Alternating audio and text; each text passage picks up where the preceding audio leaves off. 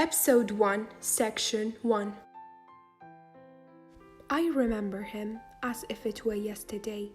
He came slowly to the door of the Admiral Benbow Inn, his sea chest following behind him on a handcart.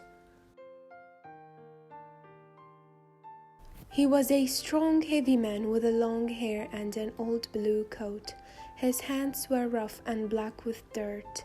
He had a long scar from a sword across one cheek.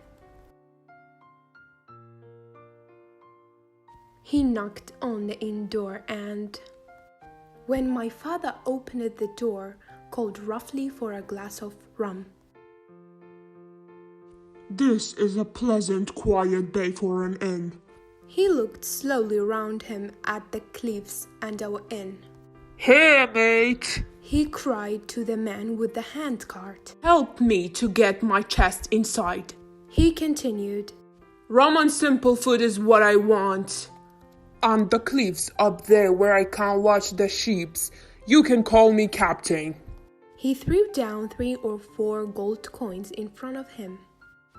All day he was around the bay or out on the cliffs with his telescope. All evening he sat in the inn by the fire drinking rum. Mostly he did not speak when spoken to, but looked up suddenly and angrily. We learned to stay away from him. He was nervous of other sailors who came to the inn. One day, he quietly promised to give me a silver 4-penny coin every month if I would keep an eye open for a seaman with one leg. The captain often drank too much rum and sang his old wild sea songs. Then he used to hit his hand down hard on the table for silence. Before telling his frightening stories of the sea, they were about hangings, storms at the sea, and terrible crimes. During the months that old sailor stayed with us, my father became very ill.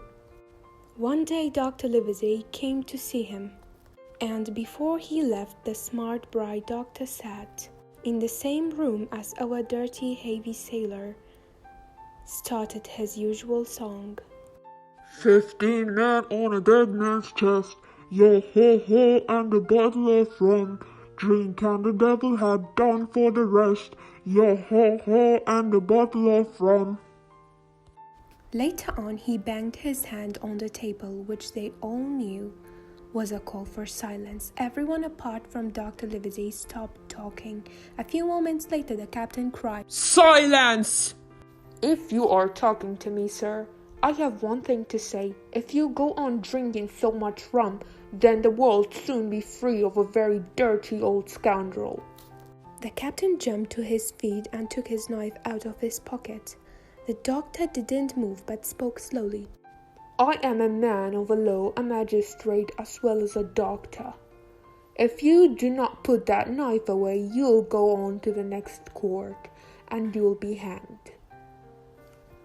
A few uncomfortable moments passed until the captain finally put the knife in his pocket and sat down heavily. بەم جۆرە هاتینە کۆتایی ئیپسۆدی یەکەم سێکشنی یەکەم.